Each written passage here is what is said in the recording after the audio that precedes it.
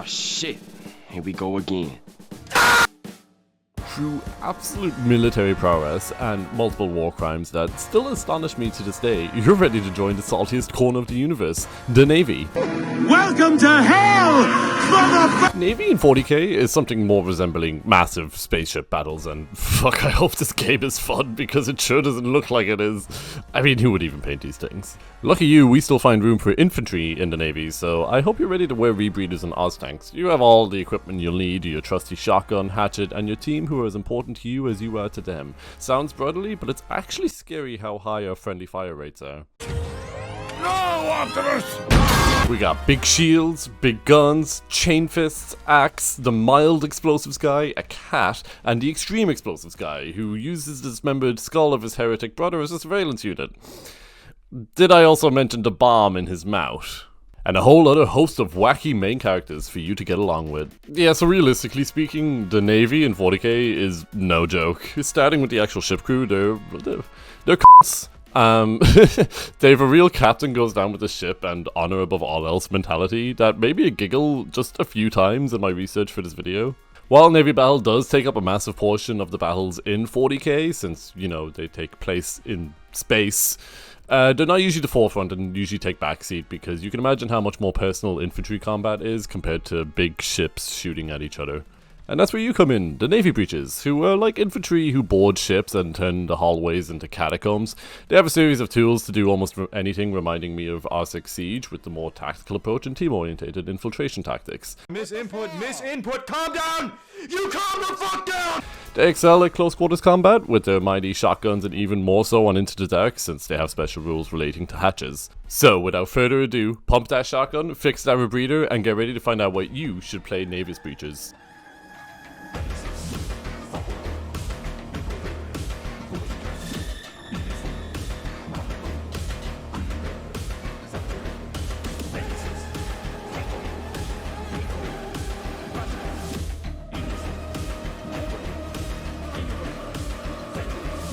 This kill team excels at group tactics because along with your rank and file troops having a GA of 2, your special guys also get access to this because why not? This does essentially give your whole team a GA of 2, which is, you know, insane, but you can only activate this once per turning point. This isn't too bad as you still want to move as your opponent does, so you can use this only in areas you need most and have the rest of your operatives trying to counteract any of your opponent's plans. Something I seldom do is sympathize with the opponent, but just for a second, you essentially, from the start of your turning point, have the choice to just be like, "I'll fucking do it again," and just have another operative go, which makes your opponent paranoid about their own positioning, as at any moment two fuckers with shotguns, or god forbid worse, will burst through and start blasting. Stack this with the many tools at your disposal and you'll start making big plays almost every turning point. Now, being fast is always nice, but your opponent does eventually get to play catch up and take all their turns back to back, so you'll be relying a lot on overwatches, which you do have access to certain ploys that can facilitate that, because like we said, weakness is not in the Navy, we cull the weak. True evolution, the breaches are just completely apathetic to explosions and don't get damaged unless they're directly hit. Void armor, or Varmor, is the icing on top of the cake that is breach and clear, allowing you to keep your operatives within close proximity without exposing any real weakness. Most of the time when playing Kill Team, if your opponent has just one AoE effect still in play, it usually makes you very conscious of your operatives' proximity to each other, but not having to deal with that is a fucking pleasure, honestly. I think my favorite scenario, this is bullying by the way, is when your friend picks up their first guardsman box and can only afford one box, so they take the artillery option. I cannot express through words the shit-eating grin I've had on my face whenever this happens, since fucking Varmor, can hard counter the entire team's artillery play. This also does make this team a viable choice for new players. Positioning is a big part of Kill Team, and having a team that removes one of the major things to consider helps you focus more on learning things like line of sight and holding corners. Especially so on Into the Dark, where tight corridors and small rooms make up the majority of your kill zone. So much of what makes up the Navy Breachers kill team is hard buffs and blocking even harder debuffs. Someday, you too will die. Sure. But you should have died at birth. Attack Orders is a buff that allows you to reroll one of your dice rolls whenever making an attack in the ploys AoE. Considering shotguns hit on trees, this pretty much bumps you up to 2s, which is with a shotgun, I should reiterate. This is very easy to do in tandem with Breach and Clear, and I'll get to that in a second, but it also means you'll reliably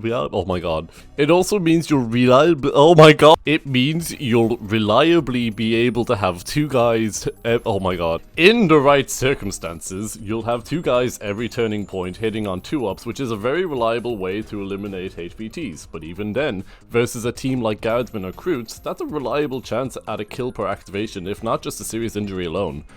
That took so long. For the most part, we've only spoken about the shotguns. You do also have gunners on this team, which obviously it's only up from here. The attack order, while being a great thing for when you're trying to roll high, does however lack some sense of security, which I'm aware the more serious players out there are in favour of. So, in opposition, we have the defense order, which lets you reroll all results of a specific number for your defense rolls rather than attacks, hence the name. This makes your risky plays a little bit less risky rather than more. The ability to hold down an objective or safely pass through in Overwatch is vital, since keeping your operatives alive lets you outnumber the enemy, and that's when the fun begins. The power in the attack and the defense orders is knowing when to use one over the other, since they can't be used in the same turn, or at least it would be were there not an ability that heavily incentivizes you to stick with one over the other for the whole match. When your kill team is equipped with shotguns, naturally they gain a lot more comfort with painting the walls red and brimstone.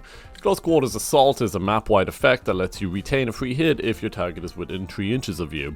This is great especially against more numerous enemies, since the average wounds in the kill team is about 8 give or take, taking your damage from 6 to 9, which a shotgun covers a lot more ground. Or wall, I should say.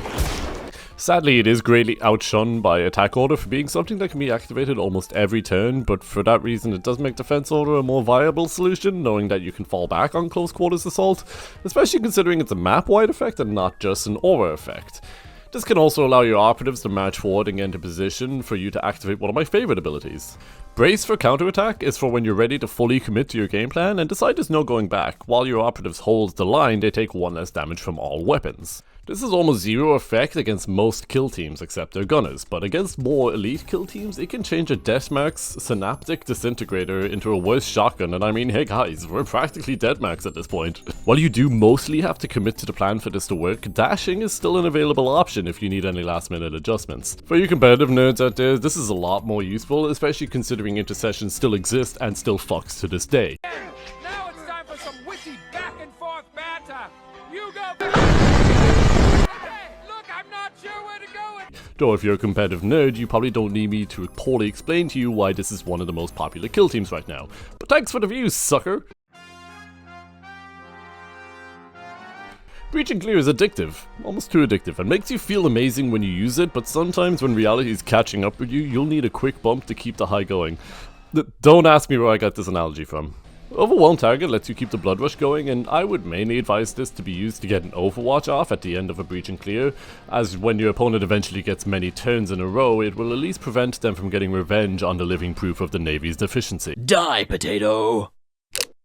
Not today. NANI? Additionally, this can allow you to cock any anti-APL abilities your opponent may have, keeping you from, at the very least, your maximum performance.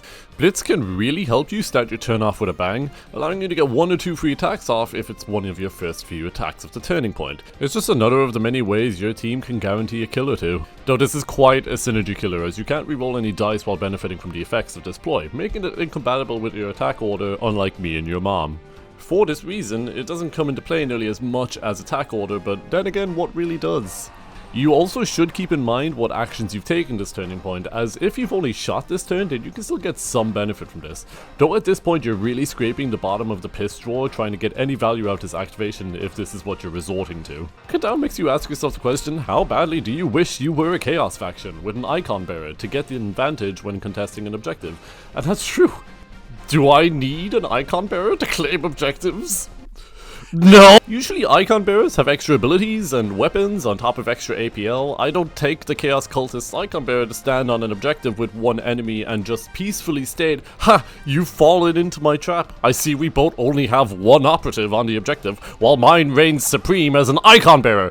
Only for him to get his brains blown out because, believe it or not, Kill Team is a violently bloody game where operatives are brought down in just a few dice. So instead of wasting your command points, I refuse to say that acronym unironically, on contesting a point, spend it on killing your opponents!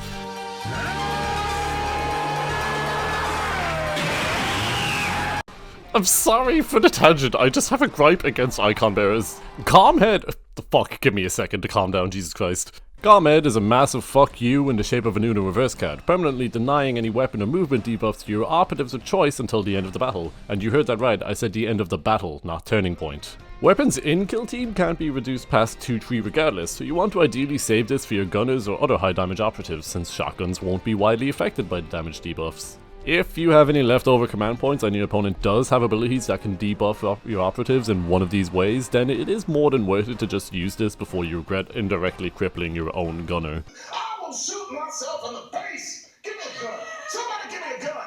Along with not having to worry about your positioning, this also lets you not worry about your opponent's kit. You just turn your brain off and hit face.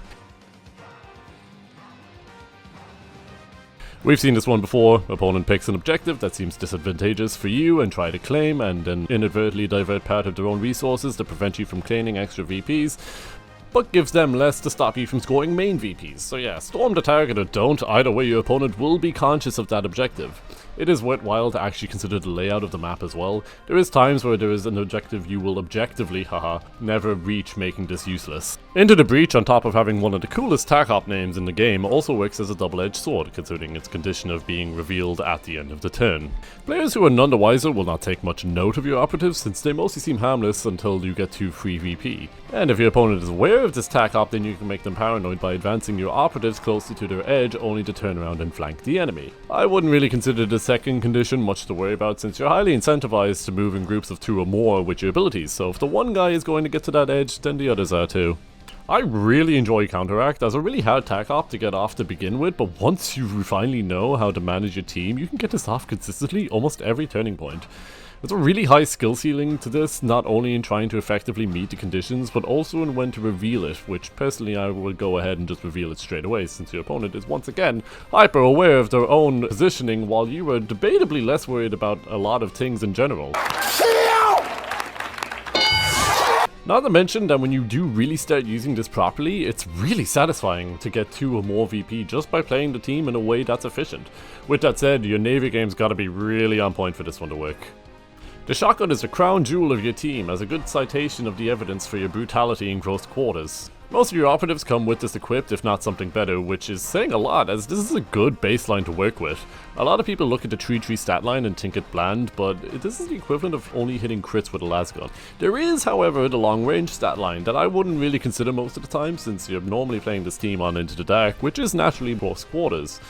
In the case that you are an open play though, you do have the option of slug rounds, an equipment option that will add to your ranged potential. The main thing to consider when looking at this weapon's stat line and any Navy's gun stat line is the amount of enhancement and guaranteed hits you can make with your abilities, meaning you'll surely have no problem showering your opponent in lead. Thanks to the Navy's connection to the Imperium of Man, you have access to your typical frag and crack grenades, which normally I would pass over, but 2 crack grenades is a very easy way to get off your counteract condition with your single target annihilation.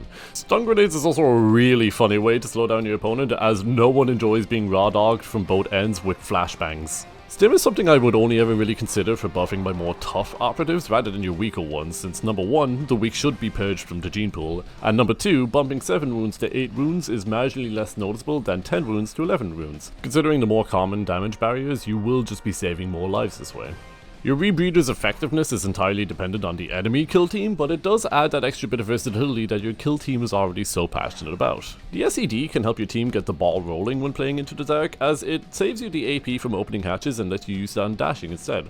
Also notably on certain map layouts, it opens sightlines that put some earlier pressure on your opponents, or sometimes if you're unlucky yourself actually. Your hatchets are notably better than most rank and file melee weapons, which is helpful as no one gets within 6 inches of another operative while avoiding melee combat for that long in kill team. Honestly, this just might be my casual brain thinking, but I'd see no reason to take the heirloom pistol over the bolt pistol. You do get lethal 5-ups, but that is just average bolter damage, and balance doesn't balance, haha. That out for me. With that said, you may have noticed the shotgun has an improved ballistic skill with the Sergeant, meaning your attack orders can reroll 1s and you hit on 2s. I'll let you do the math on that one. Speaking of orders, your Sergeant gets to pick either the attack or the defense order to use each turn without spending any CP. I mean, fuck! FBI, open up! This also leaves more room for synergy since you have that extra command point that would have been used for this ability. Also, rule of thumb is leaders always get chainswords, and bonus points if you make them bloody.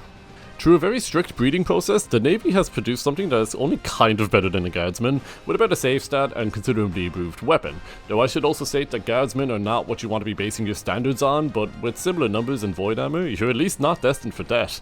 And that's special. The Axe Jack has no shotgun, which is honestly despicable, but he makes up for it with a two-handed hatchet instead, which is honestly kind of brave. His ability allows him to get both offensive and defensive bonuses from charging and fighting in melee, and even Reap, allowing him to weaken an entire room or even get a few extra kills in one combat, which makes zero sense, but fuck is it effective. The Endurant is the biggest, and gets the honor of carrying the big shield and protecting his weakling brothers. He grants cover to any friendlies that are close enough and literally just denies the existence of melee combat. He is the biggest fuck you to long range and melee range, and once you force your opponent into 6-inch range, then they will be fucked by your big shotgun. The Grenadier has access to all grenade options, along with the hatchet and shotgun, which is a lot of versatility in one package. The Demolition Charge is also a massive threat to your opponent, and if you're a good player, you will make good on that threat. The gunner's choices are all pretty viable, though I'll have to admit that the Melta is by far my favourite for its ability to just delete enemies. Any depiction of this in media is always hilarious. Alongside that, with 4 die and some luck, you can stack 16 mortal wounds on one operative, which is the equivalent of highlighting and backspacing an entire thesis. The Las Volley is also a great option if you want to kick open a hatchet and unload rounds into enemies like a minigun without aiming properly. It may not work, but it would make for an insane last stand. Plasma Gun is ideal for a team that denies any debuffs, as it is I who applies the debuffs now, that debuff being AP2. The Hatchcutter's Chain Fist will melt most of your opponents. Rending and Brutal means a much higher likelihood of you coming out with 12 damage, most of which is practically guaranteed as your opponent can only roll crits when saving against this. Weld Shot is great for forcing an operative to open a hatch with no guarantee of safety afterwards. Most operatives will normally rely on opening and firing, or running, so this really forces them into a position that sucks. Breachpoint essentially allows you to phase through walls, and it is just as busted as it sounds since only you and your teammates can do so once you make your escape, the opponent will have to take the long way around. The Navis Surveyor and Cat unit come together, and handing out APL is always handy for getting actions done where you need them to be. While Surveillance is probably the best use for the Cat, you should always keep in mind the 5 wounds it has to its name. Even if the Cat does get destroyed, however, you still have a regular armsman left over at least. Void Armor comes with the Geist Skull, who is possibly the most grimmed out thing I've seen in my life. It has the ability to boost itself across the map and also an ability to detonate. I'm not saying you should use them in tandem, but you did already think of how funny that would be. Using an interference pulse on an operative within range of another one of your operatives forces most enemies to either run or shoot, which are both risky in the face of a shotgun. Much like the Surveyor, if the Geist Skull dies, then you still have an above average rank and file troop. And there we have it, that's the Navy Breachers. I actually really like these guys. I painted my ones to look like they're from Dead Space, like the Isaac... is it Isaac Clarke? Their models do remind me of the Solar Auxilia from Horus Heresy, which obviously look really cool, but they're resin models, and I don't have money for that. This is, I think, my longest video as well. The script is like 4,000 words, which is insane to me because my friends who are in college and didn't drop out are writing that much, so it helps me fit in at least. Though the gap between videos is long, it's slowly getting shorter and shorter, I think. It's usually like 3 months. Also, I made an Instagram page for the channel. I do want to make a Discord, but moderation is something I want to keep in mind. I don't want anything bad to happen on there because that would be on my conscience. So once I get to the point where I can have a few moderators who I trust, then there will be a Discord. But for now, this is a lot more manageable for a one-person project. But with that said, I will be keeping a lot of updates on the Instagram because at this point, I think it's necessary for some updates to be in between videos, just so you guys know how the progress is going. Once I start uploading videos at a consistent schedule with consistent quality, I do eventually want to make a Patreon because this is pretty fun and a lot of people seem to enjoy it. And I could obviously make a lot more of these had I not been working a full-time job and trying to feed 2 cats. Still want to work on other projects outside of Warhammer, but this one really piqued my interest recently, so I went straight to work on it. But don't be surprised if you see something outside of Warhammer popping up in your feed by me specifically.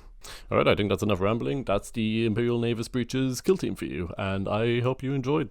See ya!